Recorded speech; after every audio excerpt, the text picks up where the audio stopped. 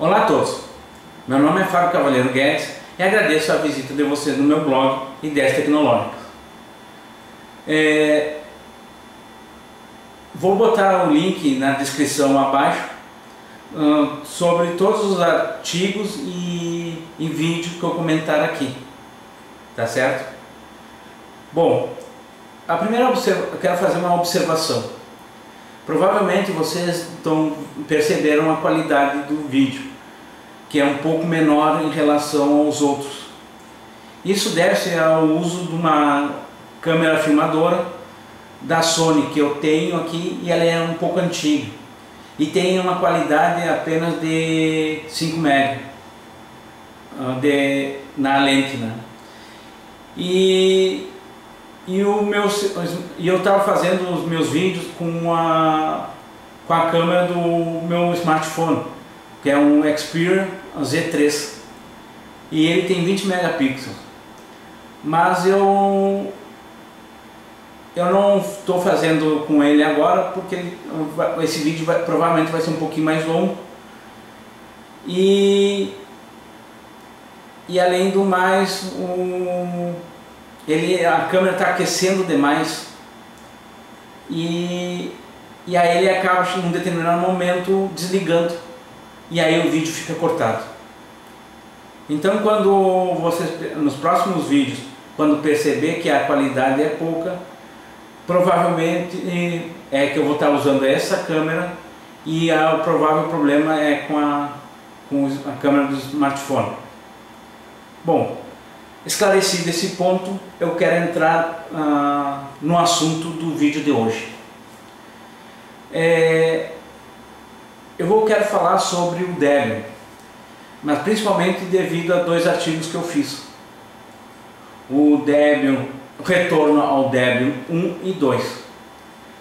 Esses dois artigos têm um tempo relativamente longo em relação um ao outro, mas os dois têm o mesmo princípio, que era a questão de eu querer experimentar outras distribuições GNU Linux. Mas para entender isso aí, eu tenho que voltar um pouquinho no tempo e explicar sobre a minha vida no GNU Linux.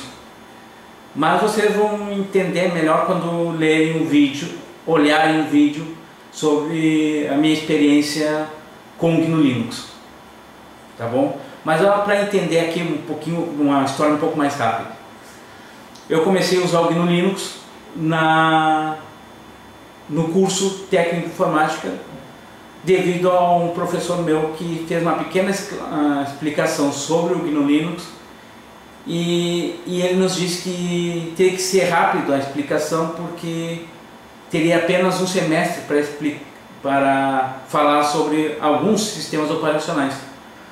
Então, quem quisesse estudar teria que ser por conta própria. E ele nos disse que quem quisesse estudar o GNU Linux, ele indicava algumas distribuições fáceis de usar. E entre essas distribuições eram o Kurumin e o Ubuntu.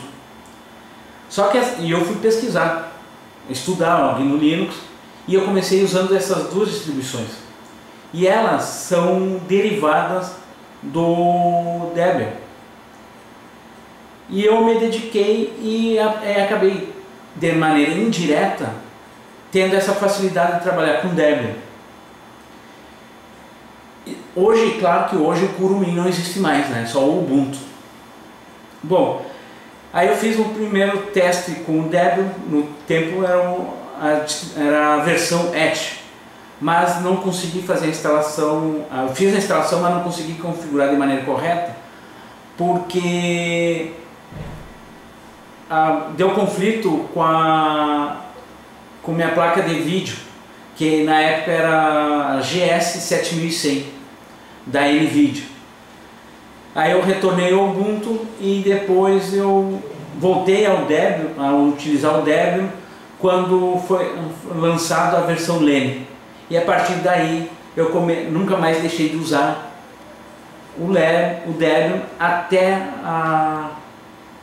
ao primeiro vídeo Retorno ao Debian.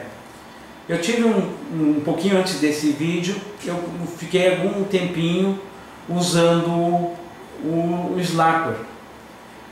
E eu fiz o Slack, e nessa época eu usava, quando eu usava o Debian, eu trabalhava muito fazendo declaração de imposto de renda para outras pessoas. Além do mais, eu também fazia edição de vídeos, principalmente propagandas de curta duração, tinha como propósito a propaganda mesmo, né? Esses vídeos eram de 2, 3 minutos no máximo. E eu usava o Windows Movie Maker para fazer a edição. Além do mais, quando eu comecei a fazer eu tinha começado a estudar o OpenShot exatamente para fazer essas edições de vídeo. Só que no Slackware eu não consegui fazer a instalação da maioria dos codecs que eu precisava.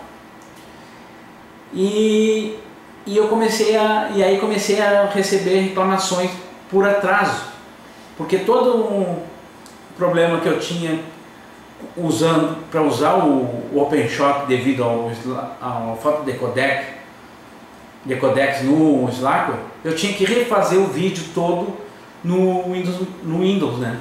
E aí eu geralmente levava 2 dias a mais para entregar o produto, o vídeo. E quando eu experimentei, eu tinha experimentado depois de ter feito já a entrega, já estava o prazo de entrega da declaração. E aí eu comecei a fazer os testes, mas só que quando ia voltar a fazer as declarações, aí eu não consegui fazer a instalação do programa no computador. Então eu tive que retornar ao Debian.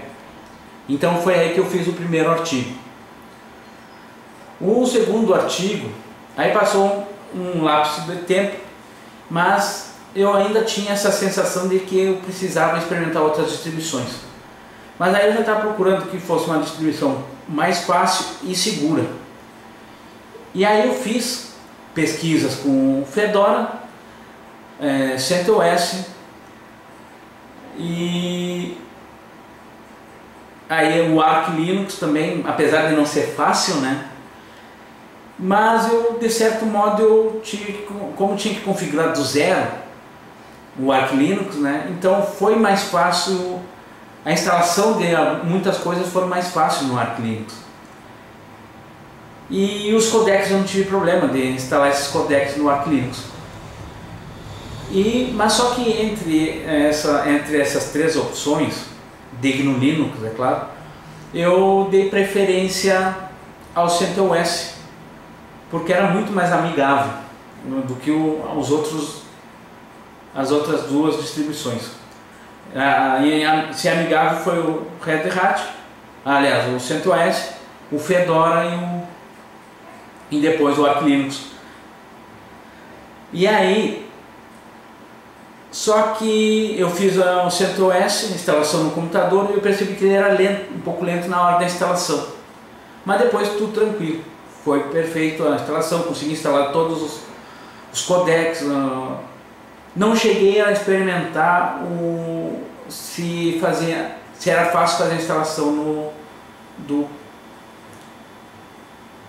programa de imposto de renda, né? Bom, aí só que eu comecei a perceber que o CentOS começou a ficar lento na instalação, na abertura de programas, o acesso à internet, mas principalmente a navegação.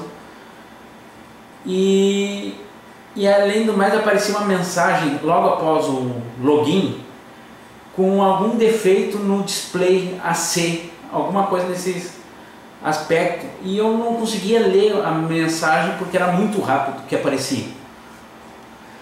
Então eu comecei a não ficar descontente com o uso do CentOS.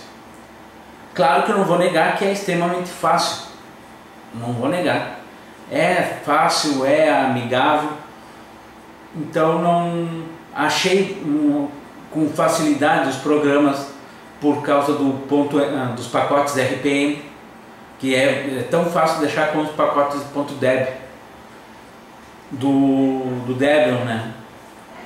Mas essa lentidão que me incomodava, além da lentidão, e no início a lentidão em relação à internet, eu achava que era o link, né?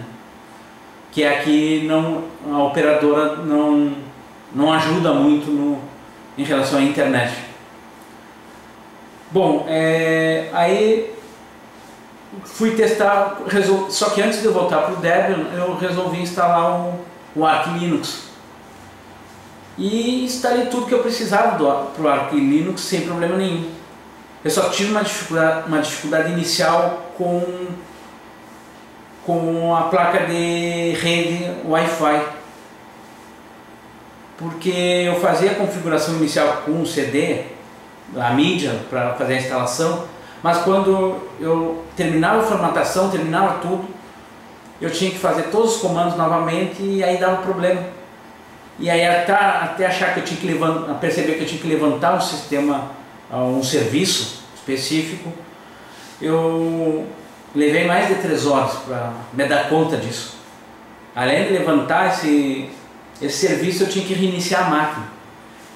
E como eu estava acostumado com o Debian e o CentOS, que não era tão necessário fazer reiniciar a máquina, que eu não me dei conta que poderia ser isso o problema com o Arch Linux. Mas de resto foi tudo perfeito, até ter probleminha com a máquina virtual. E esse foi o meu maior problema, porque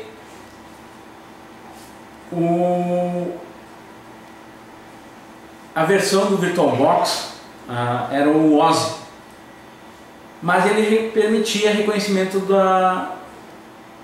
do USB, das portas USB da minha máquina virtual. Porém, ela era uma versão, quando eu fazia a instalação dela, era uma versão anterior que aparecia no site, na atualização do site.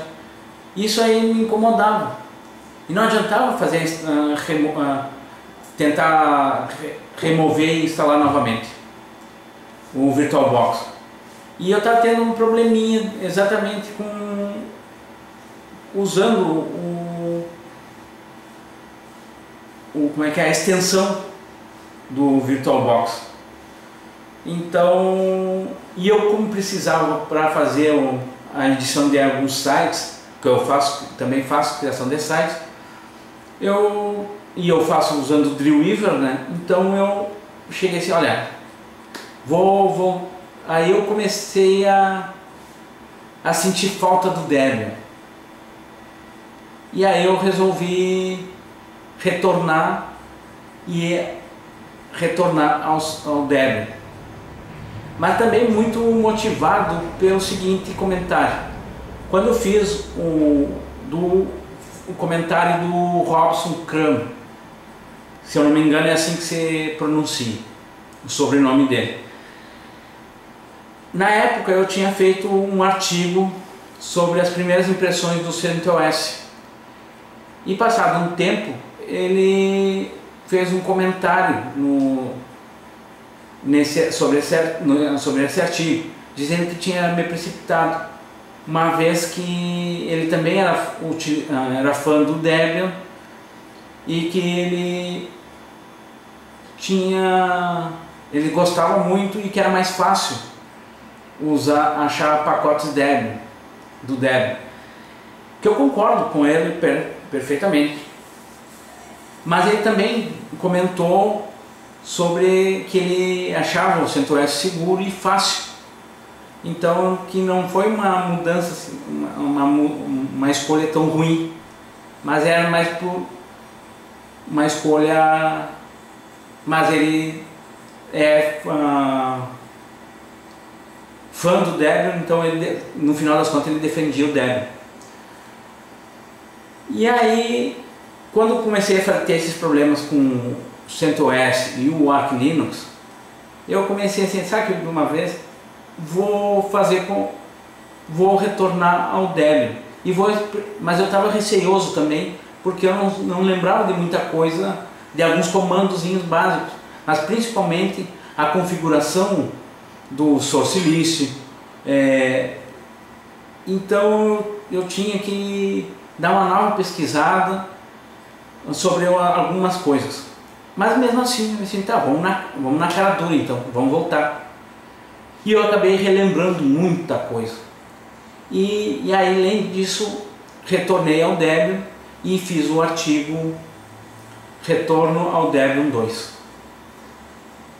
E aí eu reparei, claro, que aí eu comecei a fazer comentários e reparei também que o Debian é mais rápido. Mesmo na instalação, desde a instalação do próprio sistema operacional até a instalação de programas, a abertura dos próprios programas e até percebi que não era um problema com o meu link, mas sim com o CentOS, que estava deixando mais lento as coisas. Bom, qual é a conclusão que eu tiro dessas duas experiências e sobre que eu relato nesses dois artigos?